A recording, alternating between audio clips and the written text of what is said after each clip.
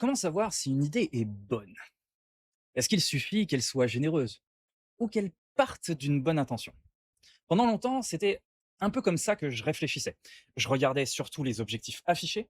Si l'intention paraissait juste, j'avais naturellement tendance à penser que la solution allait dans la bonne direction. Mais j'ai pourtant rencontré de nombreuses déconvenues. Puis, j'ai découvert une façon de raisonner qui a complètement changé ma manière d'observer le monde. Cette méthode ne promet pas d'avoir toujours raison ou une solution parfaite. Elle propose quelque chose de beaucoup plus utile. Elle apprend à se tromper moins souvent. Cette méthode, je l'ai découverte à travers de nombreux ouvrages, mais c'est Thomas Sowell qui en a fait une synthèse et une méthode pratique. On présente souvent Sowell comme un économiste libéral américain. C'est vrai, mais je pense que cette définition passe à côté de l'essentiel. Ce qui m'intéresse chez lui, ce ne sont pas d'abord ses conclusions, c'est sa méthode. Thomas Sowell ne commence presque jamais avec une idéologie. Il commence avec une simple question: que montrent les faits? Et si les faits contredisent la théorie, alors c'est que la théorie doit changer. Cette idée peut paraître simple, pourtant elle a profondément transformé ma manière de réfléchir. Aujourd'hui, elle influence ma façon d'analyser une politique publique, une stratégie marketing, une décision d'entreprise ou même certains choix personnels. Avec le temps, je me suis rendu compte que cette méthode ne se retrouvait pas uniquement chez Thomas Sowell.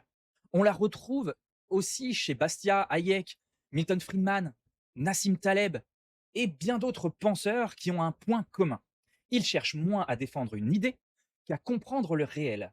Et dans cette vidéo, je ne vais donc pas vous présenter la vie de Thomas Sowell, je voudrais plutôt partager ces principes qui ont profondément changé ma manière de penser. Et si un seul de ces principes vous accompagne après cette vidéo, alors elle aura atteint son objectif.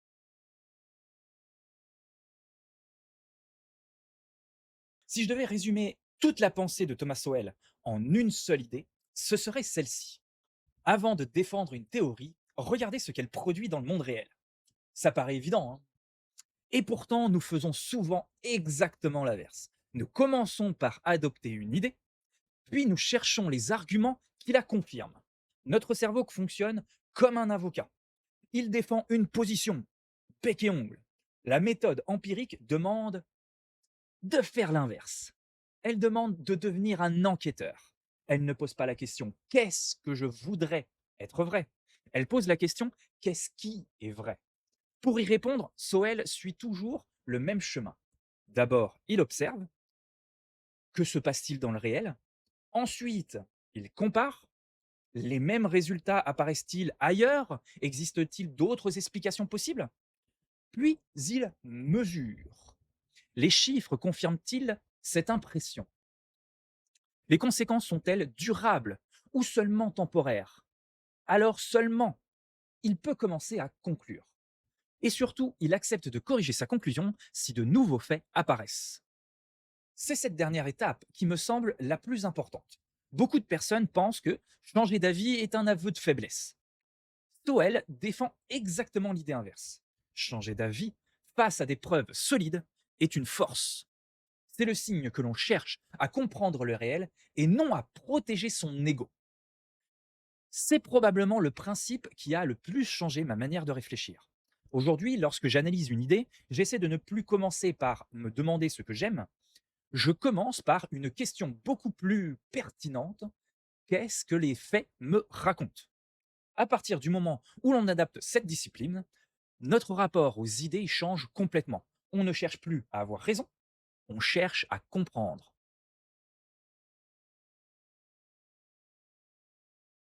Une fois que l'on adopte la méthode empirique, un deuxième changement de perspective apparaît presque immédiatement. On cesse de juger une idée à ses intentions. On commence à la juger sur ses résultats. C'est certainement le principe qui m'a le plus marqué chez Thomas Sowell. Dans le débat public, on parle très souvent des intentions. On veut réduire la pauvreté, on veut rendre le logement plus accessible, protéger les travailleurs ou encore réduire les inégalités. Et soyons clairs, hein, ces intentions sont souvent sincères et parfois même très nobles. Mais Sowell nous invite à poser une autre question, une question beaucoup plus difficile. Est-ce que ces décisions atteignent réellement son objectif? Parce qu'une bonne intention ne protège pas d'un mauvais résultat. C'est une idée qui peut sembler froide au premier abord. En réalité, je trouve qu'elle est profondément humaniste. Ce n'est pas pour rien que l'on dit que l'enfer est pavé de bonnes intentions. Si une politique aggrave le problème qu'elle voulait résoudre, continuer à la défendre uniquement parce que son intention était généreuse n'aide personne. Les conséquences existent, que les regardions ou non. Prenons un exemple très simple. Imaginons une mesure destinée à rendre le logement plus abordable. L'intention est excellente, même si cette mesure décourage la construction de nouveaux logements. La pénurie peut s'aggraver encore plus. Le résultat final devient alors l'inverse du but recherché. Ce n'est pas l'intention qui a été mauvaise, c'est le mécanisme qui a produit un effet inattendu.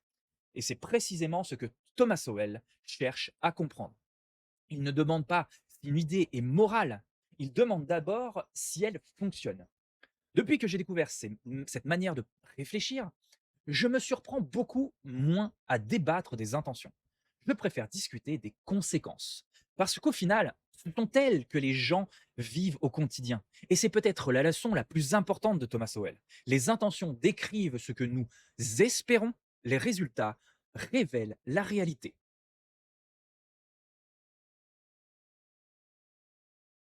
La réalité est le juge ultime de toutes nos idées. Une théorie peut être élégante, elle peut être logique, séduisante, et même sembler moralement irréprochable. Mais si elle ne résiste pas aux faits, alors c'est la théorie qui doit être remise en question, pas la réalité. Ce principe peut paraître encore une fois évident. Pourtant, notre cerveau fait souvent l'inverse. Quand une idée nous plaît, nous avons tendance à retenir les exemples qui la confirment et à ignorer ceux qui la contredisent, et même à les rejeter parfois de façon violente. C'est ce que les psychologues appellent le biais de confirmation. Thomas Sowell nous invite à adopter une discipline intellectuelle beaucoup plus exigeante. Chercher activement les faits qui pourraient nous donner tort. Parce que c'est justement à ce moment-là que l'on apprend. J'aime beaucoup cette idée, car elle transforme complètement notre rapport à l'erreur. Se tromper n'est plus un échec. Continuer à défendre une idée alors que les faits la contredisent, voilà le véritable problème. Je pense que cette différence est essentielle. Elle nous oblige à nous détacher de notre ego. Nos idées ne deviennent plus une partie de notre identité, elles deviennent simplement des hypothèses de travail. Et une hypothèse a vocation à être testée, pas à être protégée. C'est aussi pour cette raison que j'apprécie autant cette méthode. Elle ne demande pas d'avoir des certitudes, elle demande d'avoir de l'honnêteté intellectuelle. Accepter de dire je pensais avoir raison, mais les faits racontent une autre histoire. À mes yeux, ce n'est pas un signe de faiblesse. C'est probablement l'une des plus grandes forces que l'on puisse développer. Parce qu'au fond, notre objectif ne devrait jamais être d'avoir raison. Notre objectif devrait être de nous rapprocher chaque jour un petit peu plus de la réalité.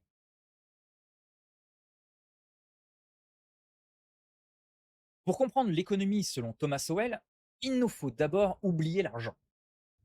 L'économie ne commence pas avec la monnaie, elle commence avec la rareté. Nous vivons dans un monde où tout est limité. Notre temps est limité, notre argent, notre énergie, notre attention, les ressources de la planète sont limitées. Et c'est précisément cette rareté qui nous oblige à faire des choix. Si tout était illimité, il n'y aurait aucun arbitrage à faire. Vous pourriez tout acheter, tout faire, tout apprendre, tout construire. Mais ce monde n'existe pas. Chaque heure que vous consacrez à une activité est une heure que vous ne consacrez pas à une autre. Chaque euro dépensé ne pourra plus être utilisé ailleurs. Chaque décision ferme d'autres possibilités. C'est cette idée qui constitue le point de départ de toute la réflexion économique de Sowell. L'économie n'est pas d'abord l'étude de l'argent, c'est l'étude des choix dans un monde où les ressources sont limitées. Je trouve cette manière de voir les choses extrêmement libératrice. Elle nous rappelle qu'il n'existe pas de solution parfaite, seulement des arbitrages. À partir du moment où l'on accepte que tout est rare, une question devient incontournable. Quelle est la meilleure utilisation possible de cette ressource limitée? Et cette question ne concerne pas uniquement les gouvernements ou les entreprises, elle concerne chacun d'entre nous. Comment utilisons-nous notre temps, notre attention, notre argent ou notre énergie. Finalement, nos vies ne sont qu'une succession d'arbitrages. Et comprendre que la rareté est une règle du réel, c'est déjà prendre de meilleures décisions. Parce qu'avant de chercher la solution parfaite, il faut d'abord accepter une vérité simple.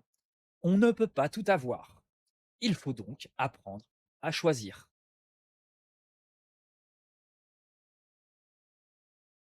Les individus font des choix, et ces choix dépendent de règles du jeu. Les gens réagissent aux incitations. Autrement dit, changer les règles change les comportements. Cela ne signifie pas que les individus deviennent soudainement meilleurs ou pires. Cela signifie simplement qu'ils s'adaptent à leur environnement. C'est un comportement profondément humain. Prenons un exemple très simple. Si une entreprise augmente fortement les primes liées aux ventes, les commerciaux vont naturellement consacrer davantage d'efforts à la vente. Personne n'a besoin de leur demander. L'incitation suffit. Le même mécanisme existe partout, en économie, en politique, à l'école, dans une entreprise et même dans nos vies personnelles. Lorsque l'on modifie une règle, on modifie les décisions que les individus vont prendre. C'est précisément pour cette raison que Thomas Sowell insiste autant sur les conséquences. Une politique publique ne produit pas seulement un effet direct, elle change aussi les incitations. Et lorsqu'une incitation change, les comportements changent à leur tour. C'est souvent là que naissent les effets imprévus. On imagine ce que la règle va produire, mais on oublie que les individus vont s'y adapter, et pas nécessairement de la manière que nous le souhaiterions.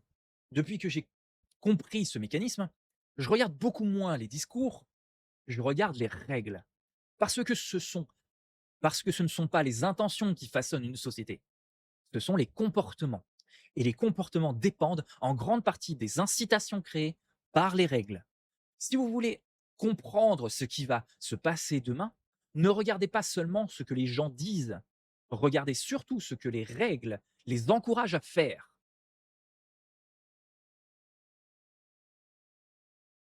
Il existe une idée qui relie Thomas Sowell, Frédéric Bastiat et plus largement toute cette école de pensée. Elle est étonnamment simple. Une décision produit toujours plus de conséquences que celles que l'on voit immédiatement. Au XIXe siècle, Bastiat résumait cela dans une formule devenue célèbre. Il faut regarder ce qui se voit, mais aussi ce qui ne se voit pas. Thomas Sowell applique exactement la même logique. Lorsque l'on évalue une décision, il ne suffit pas d'observer son effet le plus visible. Il faut aussi chercher les effets indirects, ceux qui apparaissent plus tard, qui concernent d'autres personnes ou qui passent inaperçus. Prenons un exemple très simple. Une ville décide de construire un nouveau stade. Ce que l'on voit évidemment, c'est des emplois qui sont créés, le chantier qui avance et le stade qui sort de terre. Mais que ne voit-on pas? L'argent utilisé pour construire ce stade ne pourra pas financer une école, un hôpital ou une baisse d'impôts. C'est ce que les économistes appellent le coût d'opportunité. Chaque choix ferme la porte à d'autres possibilités. Et ce coût est souvent invisible. Pourtant, il est bien réel. Depuis que j'ai découvert cette manière de raisonner, je me méfie beaucoup plus des solutions qui semblent évidentes. Non parce qu'elles sont forcément mauvaises, mais parce que je sais qu'elles ont toujours un coût caché.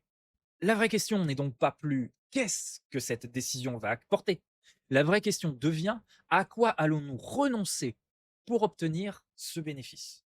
Cette méthode nous oblige à regarder au-delà de l'immédiat, parce que les décisions les plus coûteuses ne sont pas toujours celles qui coûtent le plus cher.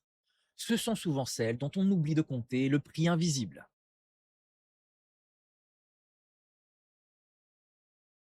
Pendant longtemps, je voyais le prix comme un simple chiffre. Le prix d'un café, d'une voiture ou d'un appartement. Pour Thomas Sowell, influencé par les travaux de Frédéric Hayek, un prix est bien plus que ça. Un prix est une information. Imaginez qu'une sécheresse détruise une partie des récoltes de blé. Il y a alors moins de blé disponible. Et que se passe-t-il ensuite? Le prix augmente. Beaucoup de personnes voient cette hausse comme un problème. Hayek y voit d'abord un message. Le blé est devenu plus rare.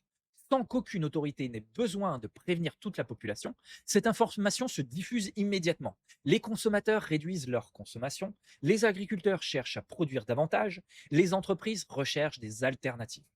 Des millions de décisions changent, pourtant, personne n'a donné d'ordre. C'est ce qui a fasciné Hayek. Le marché fonctionne comme un immense réseau d'informations. Chaque prix résume une quantité incroyable d'informations. La rareté d'une ressource, les préférences des consommateurs, les coûts de production, les innovations ou les risques. Aucun individu ne possède toutes ces informations. Pourtant, chacun peut en utiliser une partie grâce au prix. C'est aussi pour cette raison que Thomas Sowell se montre prudent face au contrôle des prix. Lorsqu'on bloque artificiellement un prix, on ne fait pas seulement varier un chiffre, on brouille un signal. Et lorsque un signal devient faux, les décisions prises à partir de ce signal deviennent moins pertinentes. Ce n'est pas une défense aveugle du marché. Les marchés peuvent se tromper. Ils connaissent des bulles, des fraudes et des monopoles. Mais avant de modifier un prix, il faut comprendre la fonction qu'il remplit. Car un prix n'est pas seulement le coût d'un produit, c'est le langage par lequel une société transmet l'information sur la rareté.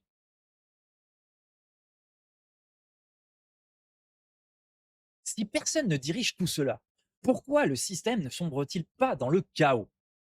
C'est ici que les travaux de Friedrich Hayek prennent toute leur importance. Hayek explique qu'une société est un système complexe. Personne ne possède toutes les informations nécessaires pour la comprendre dans son ensemble. Vous connaissez votre métier, votre voisin connaît le sien, un agriculteur connaît ses terres, un entrepreneur connaît son entreprise. Chaque personne détient une petite partie du savoir, mais personne ne possède la totalité. Et pourtant, chaque jour, des millions de personnes coopèrent sans même se connaître. Nous trouvons de la nourriture dans les magasins, les entreprises trouvent leurs fournisseurs, les transports fonctionnent, les hôpitaux sont approvisionnés, non parce qu'une seule personne organise tout, mais parce que chacun prend des décisions à partir des informations dont il dispose. C'est ce que l'on appelle un ordre émergent, un ordre qui naît des interactions entre des millions d'individus sans chef d'orchestre unique. Je trouve cette idée particulièrement grisante et excitante. Elle nous rappelle une chose essentielle. Plus un système est complexe, plus il faut rester humble. Car lorsqu'on croit posséder toutes les informations, on risque de prendre des décisions qui ignorent tout ce que l'on ne voit pas.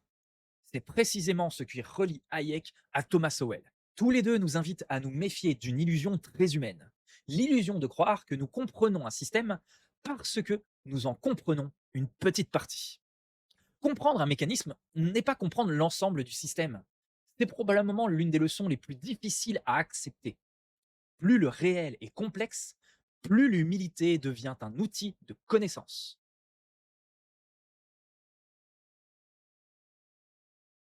J'aimerais maintenant prendre un exemple qui montre comment Thomas Sowell applique sa méthode empirique. C'est probablement l'un des sujets les plus controversés. Lorsqu'il observe une différence de résultats entre deux groupes, il refuse de tirer une conclusion immédiate. Pourquoi? Parce qu'un fait n'est pas une explication. Imaginons que deux groupes d'élèves obtiennent des résultats scolaires différents. Que peut-on en conclure? En réalité, pas grand-chose. On sait qu'il existe une disparité, mais on ne connaît pas encore sa cause. Pourtant, notre cerveau adore aller trop vite. Il cherche immédiatement une explication. Thomas Sowell nous demande de résister à cette tentation. Il nous invite à reprendre la méthode depuis le début. Observer, comparer, mesurer, puis seulement conclure. Autrement dit, une différence de résultat est une question, pas une réponse. Cette différence peut avoir de nombreuses explications. Oui, elle peut provenir de discrimination ou de différences culturelles, mais elle peut aussi venir de différences d'âge, d'expérience, d'éducation, de géographie, d'incitation, et certainement d'une combinaison de plusieurs facteurs. La méthode empirique ne consiste donc pas à choisir l'explication qui nous plaît le plus. Elle consiste à chercher celle qui explique le mieux les faits. Je pense que cette manière de raisonner dépasse largement le sujet des disparités. Elle peut s'appliquer à n'importe quel problème complexe. Chaque fois que nous confondons une observation avec une explication, nous prenons le risque de construire de mauvaises solutions. Et de mauvaises solutions peuvent produire de mauvaises conséquences. Les faits sont le point de départ, jamais le point d'arrivée. Observer une différence est facile, comprendre pourquoi elle existe est le véritable travail de la pensée.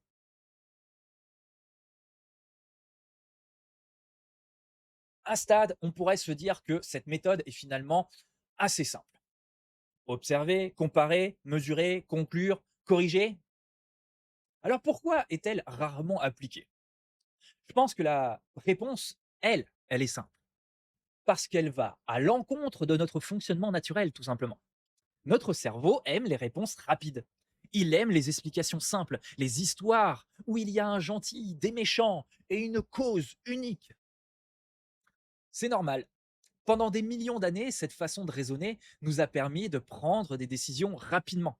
Mais lorsqu'il s'agit de comprendre un phénomène complexe, cette intuition devient parfois notre pire ennemi.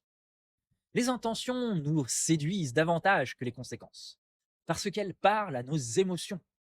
Les conséquences, elles, demandent du temps. Il faut observer, attendre, comparer et mesurer.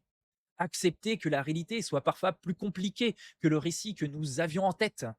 Et ce n'est pas facile. Je peux vous assurer que ce n'est pas naturel. Moi, le premier, je me surprends encore régulièrement à tirer des conclusions hâtives, à chercher une explication avant d'avoir vraiment compris le problème. Cette méthode ne m'a pas rendu parfait. Elle m'a simplement rendu plus prudent. Aujourd'hui, j'essaie de me méfier de mes premières impressions. J'essaie de me demander si je suis en train de suivre les faits ou simplement l'histoire qui me paraît la plus convaincante. Au fond, je crois que c'est cela que Thomas Sowell nous enseigne. Le véritable adversaire n'est pas une idéologie. Le véritable adversaire, c'est notre propre certitude. Et c'est peut-être là la plus grande difficulté à cette méthode. Elle ne nous demande pas seulement de remettre nos idées en question, elle nous demande de nous remettre nous-mêmes en question.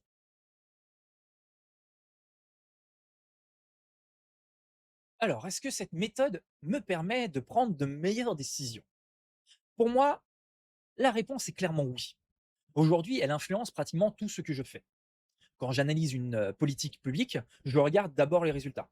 Quand j'étudie une stratégie marketing, je regarde les comportements qu'elle provoque. Quand je prends une décision pour mon entreprise, j'essaie d'identifier les coûts cachés. Quand une idée me séduit, je me demande si elle résiste réellement aux faits. Et surtout, j'essaie de rester conscient d'une chose, je peux me tromper.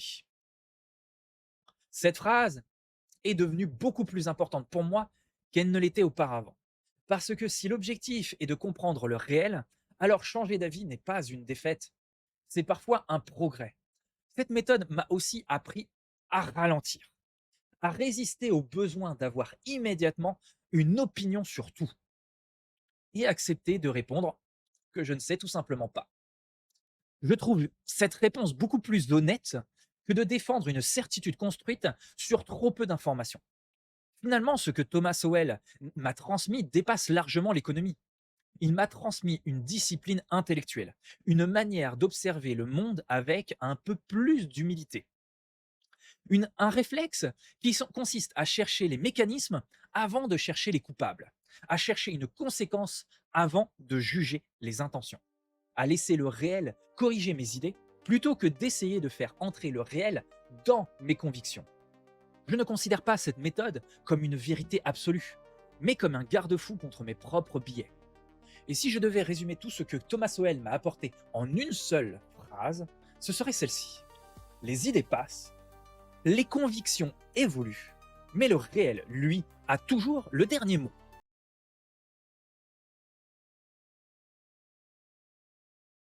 Si vous êtes arrivé jusqu'ici, vous avez peut-être remarqué quelque chose, cette vidéo ne parlait pas vraiment d'économie. Elle parlait d'une manière de réfléchir, de prendre des décisions et d'observer le monde. Je ne prétends pas que Thomas Sowell détient toutes les réponses. Je ne pense d'ailleurs qu'aucun auteur ne les possède. En revanche, je pense qu'il nous a transmis une méthode extrêmement précieuse. Une méthode qui nous oblige à sortir de nos intuitions, à accepter la complexité et à remettre notre propre certitude en question. Mais surtout, à laisser les faits avoir le dernier mot.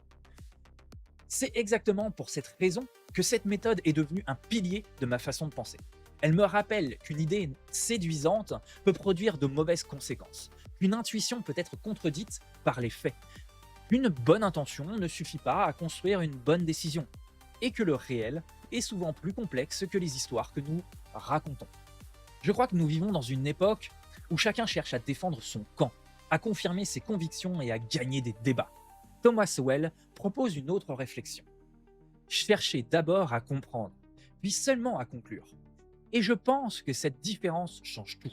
Car, au fond, la méthode empirique n'est pas une vérité, c'est une discipline. Elle ne garantit pas d'avoir raison, elle augmente simplement les chances de se rapprocher du réel. Et si cette vidéo vous a donné envie de regarder le monde avec un peu plus de curiosité, un peu plus d'humilité et un peu moins de certitude, alors je pense que nous avons déjà fait un grand pas dans une bonne direction et que j'ai su y mettre la forme.